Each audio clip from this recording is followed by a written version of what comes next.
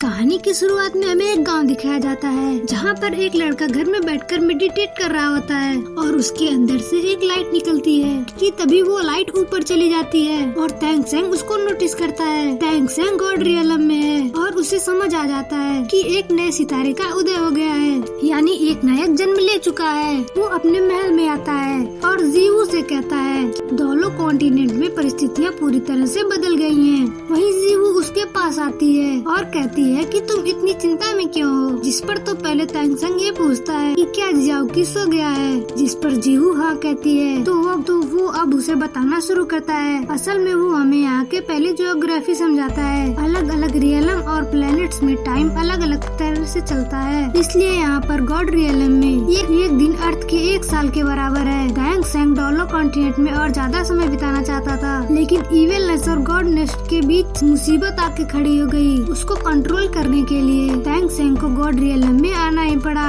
और अब वो यहाँ पर 20 सालों से रह रहा है। यहाँ पर 20 साल का मतलब है कि धरती पर हजारों साल बीत गए हैं। धरती पर अब तैंग क्लैन का अस्तित्व नहीं है। समय के साथ साथ तैंग क्लैन कमजोर होती गई और एक दिन खत्म हो गई। काइंडनेस और इविल के गॉड के धरती पर आ गए थे और उनकी वजह से धरती की ज्योग्राफी बदलने लगी थी और अर्थ डिस्प्लेस होने लगी, जिससे धरती पर दोनों कॉन्टिनेंट की जमीन 2 गुनी हो गई और वहाँ पर बहुत सारी जमीनें आपस में जुड़ने लगी। तैंग सेंग अब मॉर्टल रियलम में इंटरफेयर नहीं कर सकता है, वो सिर्फ उसे देख सकता है। 4000 साल पहले धरती के ऊपर जो सन मून कॉन्टिनेंट था वो दोनों कॉन्टिनेंट से जा टकराया और उसने कई कॉन्टिनेंट के साथ वहाँ पर जंग छेड़ दिया।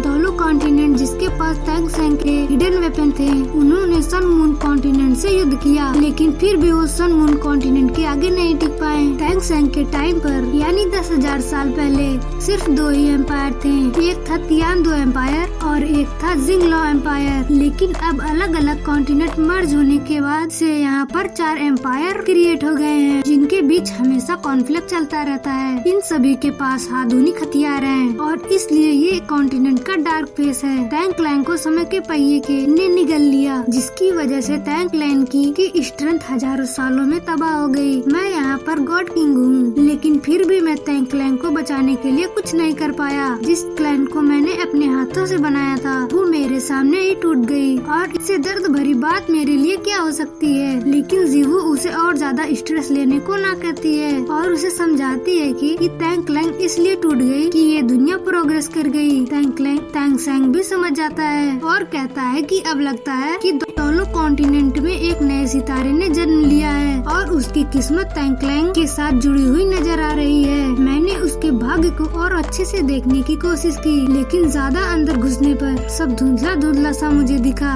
शायद गॉड किंग किसी का भी भाग्य देख सकते हैं, इसलिए तैंग सेंग ये सब कर रहा है। जीवू उसे बताती है कि उसके पेरेंट्स हमेशा दोनों कॉन्टिनेंट की बात किया करते थे और जरूर अब यहाँ पर बहुत कुछ होने वाला है। और फिर हम धरती पर दोनों कॉन्टिनेंट पर व्हाइट टाइगर क्लैन और उसके बड़े महल को देखते हैं, जहाँ पर ड्यूक की बहुत बड़ी तस्वीर लगी हुई थी। ये पूरा एरिया जो हमें दिखाया जा रहा है वो ड्यूक का है। असल में ड्यूक उसको कहा जाता है जो यहाँ का राजा हो। तो वहाँ के सैनिकों को अर्ली मॉर्निंग से ही पेट्रोलिंग पर लगा देते हैं और वो किसी चीज की खत्म होने की बात कर रहे हैं, लेकिन जितने जल्दी ये खत्म होगा उतना ही हमारे लिए अच्छा है। लेकिन वो क्या चीज है वो हमें आगे पता चलेगी। वहाँ पर उन्हें पेट्रोलिंग करते करते एक लड़का दिखाई देता है जिसका नाम वू युआऊ है। वो दिखाई देता है और वो सैनिक जब उसे पहचान नहीं पाता तो गुस्से में पूछता है कि आखिर तुम कौन हो और ड्यूक के महल में आने की हिम्मत कैसे की तुमने। जिस पर वो उसे जब ध्यान से देखते हैं तो वो समझ जाते हैं कि ये यंग मिस्टर दाई है, लेकिन वो गुस्से में कहते हैं कि मैं अब से अपना दाई नाम छोड़ रहा हूँ, अब से ये सिर्फ हुओ होगा, जो कि उसकी माँ के ऊपर है। तो फिर सैनिक पूछते हैं कि क्या तुम अंदर जाना चाहते हो, जिस पे फिर हुओ कहता है कि मैं इस गंदी जगह को छोड़ रहा हूँ। सैनिक उसे पकड़ लेते हैं और कहते हैं कि क्या तुम पागल हो गए हो,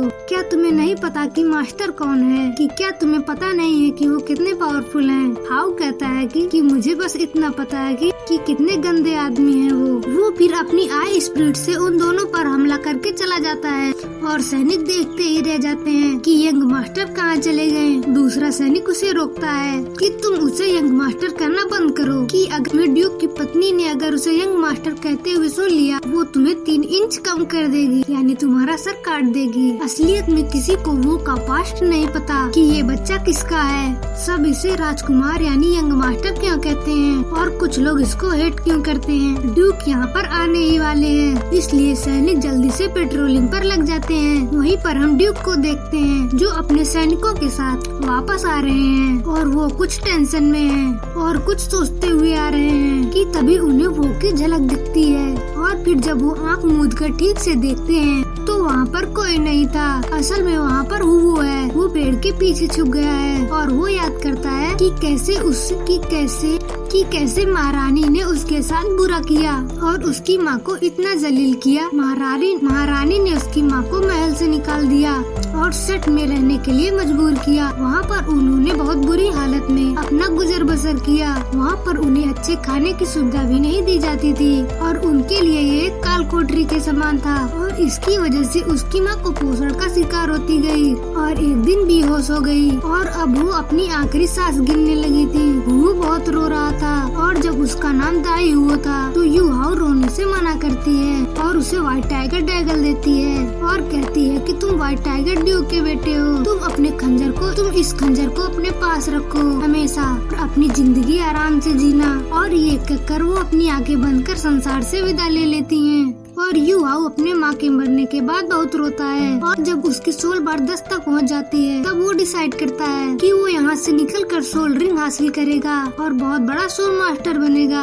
और अब इसलिए वो वहाँ से भाग निकलता है और अब स्टारडो फॉरेस्ट की तरफ जाने लगता है। उसने पक्का मन बना लिया है कि चाहे उसे 20 साल लग जाए या 50 साल लग जाए वो अपनी माँ का नाम क्लियर करके रहेगा और उन्हें एक नोबल महिला के नाम पर संसार में विख्यात करेगा और सारे लांछन उन पर से हटाएगा। असल में उसकी माँ बहुत समय पहले ड्यूक की मेड थी। ड्यूक का मेड पर दिल आ गया जिससे उनका अफेयर शुरू हो गया और इस अफेयर के चलते उनका एक बेटा हो गया और यही हुवो है। ड्यूक तो हुवो को बहुत अच्छी तरह से रखता था लेकिन जब वो युद्ध में चला गया तो ड्यूक की असली पत्नी ने जो कि महारानी है उसने इन दोनों के साथ जानवरों जैसा व्यवहार करना शुरू कर दिया। उसे हुवो एक थ्रेट नजर आने लगा जिसकी वजह से उसने उसको और उसकी माँ को यहाँ से बाहर निकाल दिया। लेकिन और तभी से उसने अपने बाप का सरनेम जो कि दाई है वो हटा दिया और अपनी माँ का सरनेम जो कि हुवो है वो लगा लिया और स्टारडो फॉरेस्ट की तरफ चलते हुए उसे कई दिन बीत जाते हैं। वो अलग अलग रास्तों पर चलता हुआ आगे बढ़ रहा है और लगातार 6 दिन चलने के बाद वो स्टारडो फॉरेस्ट के नजदीक पहुंच जाता है। स्टारडो फॉरेस्ट सबसे बड़ा जंगल है और वो यहाँ का मैप देखने लगता है ताकि अपने लिए सोल बिस्ट मार सके। एक बार सोल रिंग लेने के बाद वो सोल वॉरियर से सोल मास्टर बन जाएगा, इसलिए वो फुल मोटिवेटेड है आगे बढ़ने के लिए। उसका पानी खत्म हो जाता है इसलिए आगे तालाब पर वो पानी भरता है और वहीं वो फिशिंग करता है। फिशिंग करते करते वो व्हाइट टाइगर डैगर के बारे में सोचने लगता है कि आखिर इसमें ऐसा क्या खास है और मेरी माँ मुझे उनका बेटा क्यों बता रही है। मैं कभी ये स्वीकार नहीं करूँगी कि वो मेरे पिता हैं। वो फिर अपनी स्पिरिट आइज का यूज करता है और फिशेस को लोकेट करता है और एक भाला जो उसने लकड़ी से बनाया है उसे पानी में देकर मारता है और 2 मछलियाँ सीधा उस भाले से लगकर बाहर आकर गिरती हैं और वो उनको पकड़कर अब खाने लगता है। उसने पकाकर खाना शुरू भी नहीं किया था कि तभी वहाँ पर एक लड़की आ जाती है जो कि कहती है कि ये तो बहुत टेस्टी लग रहा है और वो कहने लगती है कि क्या तुम इस फिशेस को बेच रहे हो, ये तो बहुत टेस्टी लग रही हैं, कितने की दोगे तुम मुझे। पर वो स्माइल करते हुए कहता है कि तुम इसे फ्री में ले सकती हो। ये सुनकर वो तुरंत ही उसकी फिश लेकर खाने लगती है लेकिन तभी उसका दोस्त आता है जो कि बहुत जेंटलमैन लग रहा है और वो कहने लगता है कि इस लड़के ने तो अभी इसका एक बाइट भी नहीं खाया है और तुम इसका छीनकर खाने लगी। वो इस पर मजाक में हंसते हुए कहती है तुम अपने काम से काम रखो ना। वो खुश होकर उसके दोस्त को भी ऑफर करता है फिश को। इस पर वो कहता है कि पहले तुम खाओ और अगर तुम बचे तो तुम मुझे दे सकते हो और क्या तुमने ये फिशेस नदी से पकड़ी हैं? जिस पर वो हाँ कहता है और वो कहता है कि हाँ मेरे पास बहुत सारी मछलियाँ हैं, तुम ले सकते हो।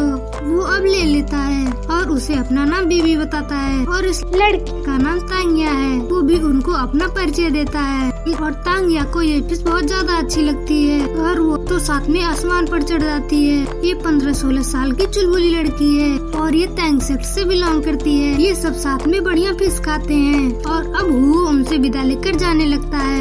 बीबी पूछता है कि आखिर तुम अब कहाँ जा रहे हो। इस पर जब वो स्टार द फॉरेस्ट बताता है तो फिर बीबी कहता है कि वो तो पास में ही है। वो उसे रास्ता बता देता है, जिस पर वो वहाँ से चला जाता है। और उस जाने के बाद बीबी सोचने लगता है कि जरूर ये वहाँ पर सोल रिंग लेने के लिए जा रहा है, लेकिन इसकी तो सोल बार वीक है अभी। वो अपनी लाइफ को इतनी खतरनाक जंगल में जाकर रिस्क में क्यों डालना चाहता है। हाँ, अभी हुओ की सोल बार कम है, जिस वजह से ये अभी बहुत कमजोर है, लेकिन फिर भी ये बहुत ही डिटरमाइंड है। और वहाँ पर बहुत सुंदर सुंदर झरने हैं और उनको क्रॉस करते हुए ये आगे बढ़ रहा है। वो काफी अंदर इस जंगल में आ जाता है, लेकिन एक जगह उसे एक जानवर को अपने पास आने की आहट आती है, लेकिन तभी पीछे से एक बड़ा बंदर उस पर हमला कर देता है। वो उससे बचने की कोशिश करता है और वो उसको डॉच करते हुए जा रहा है। बंदर भी उसके पीछे पड़ गया है और हुओ को दिक्कत हो रही है और वो बंदर अपने मुंह से एक बार निकालकर हुओ पर हमला करता है और हुओ अपने व्हाइट टाइगर डैगर का यूज करके उस हमले से बचता है और व्हाइट टाइगर सक्सेसफुली उस हमले को डॉच कर देता है और हुओ अब वहाँ से भागने लगता है, लेकिन बंदर फाइनली उसे पकड़ ही लेता है। वो अपने पैरों से उससे बचने की कोशिश करता है और वो उस डैगर को बंदर के घुसा देता है, जिससे बंदर दर्द के मारे उसको दूर फेंक देता है और अब गुस्से में उसको मारने के लिए आगे बढ़ता है। लेकिन अब वो उसे आई स्पिरिट का यूज करके उसे लोकेट करता है और फिर डैगर से उसे मारने लगता है। जब भी वो डैगर का यूज करता है उसके अंदर से एक लाइट जलती है, यानी ये डैगर एक खास डैगर है। वो बीस्ट वहीं मर जाता है, लेकिन अब वो भी बहुत वीक हो गया था और उसके अंदर बिल्कुल भी जान नहीं बची थी। वो एक पेड़ के किनारे बैठता है और उस बीस्ट के अंदर व्हाइट सोल रिंग निकलती है, लेकिन अभी वो के अंदर इतनी ताकत नहीं है कि वो इसे अब्सॉर्ब कर सके। इस बड़े से बंदर को विन बबून कहते हैं और इसकी सोल रिंग उसके सामने है, लेकिन तभी उसके सामने एक व्हाइट आइस वॉर्म स्पिरिट भी सामने आ जाता है और उसके अंदर से बहुत ज्यादा ठंड आ रही थी, जिससे वो वहीं पर जम जाता है और फिर ये एपिसोड यहीं पर खत्म हो जाता है। Thanks for watching.